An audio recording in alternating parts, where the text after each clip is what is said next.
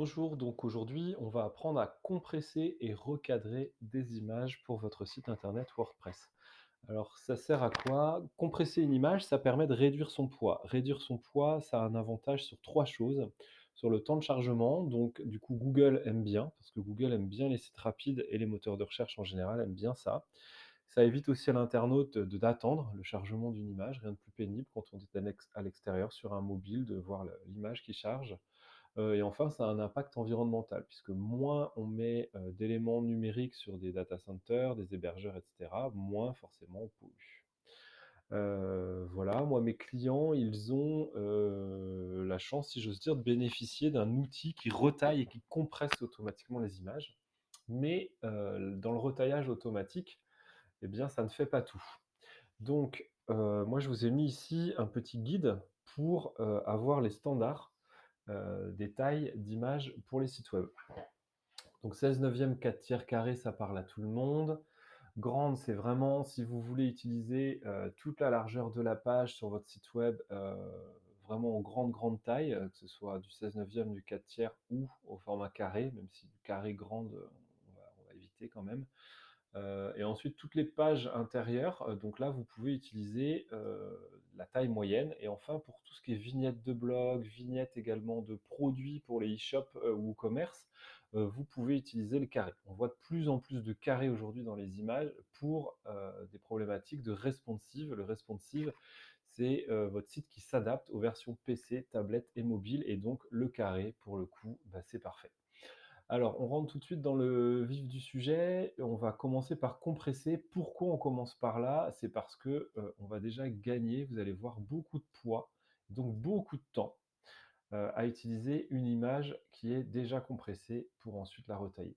Donc mon image est ici, une belle image du Mont-Saint-Michel, j'habite pas très loin, c'est un petit clin d'œil. Elle fait tout de même 6 mégas 12 et elle fait 3992 par 2992. Ce qui est énorme, donc c'est une image de drone, hein, là du coup elle sort de l'appareil photo. On va directement et simplement cliquer sur compresser. Ça mouline, ça travaille, selon votre ligne internet, ça peut aller plus ou moins vite et le résultat est assez fascinant puisque on a gagné 90%. On est passé de 6 mégas 12 à seulement 666 kilos. Voilà, donc je vais l'enregistrer. Veillez bien aussi au nommage de vos médias, donc des images pour votre site internet pour le référencement. Ça fera l'objet et ça fait l'objet d'une autre discussion et d'un autre tuto. Et ensuite, vous pouvez revenir au sommaire ou bah, aller dans l'ordre. En fait, on va apprendre ces trois choses-là aujourd'hui. Heu, on va d'abord la redimensionner. Vous allez comprendre pourquoi. Donc on va partir sur un exemple. Je vais prendre déjà mon image compressée, ça c'est la bonne pratique. On part sur un exemple où je veux faire, une moyenne 16/9. Allez. Donc je vais faire du 1024 par 776.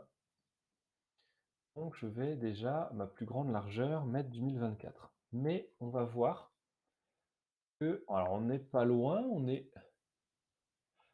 oh si quand même, on est à 767 et on voudrait être à 576. Seulement on respecte les proportions. Donc on va garder cette proportion et on va redimensionner notre image. On la retélécharge à nouveau. L'astuce, c'est aussi par exemple de double-cliquer là-dessus et vous remplacez votre image initiale. Moi, je vais double-cliquer ici et je vais remplacer cette image-là. Et enfin, je vais recadrer cette image. Donc on a dit 1024 par 576. Et là, du coup, j'aurai la possibilité, 576.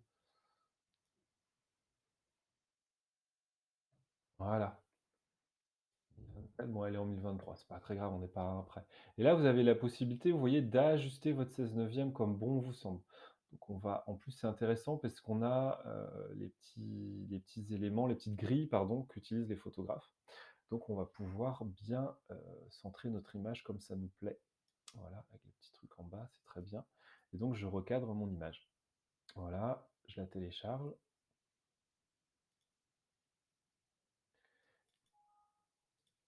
Voilà. Eh bien, merci de votre attention. Il y a une belle différence entre l'image avant et après.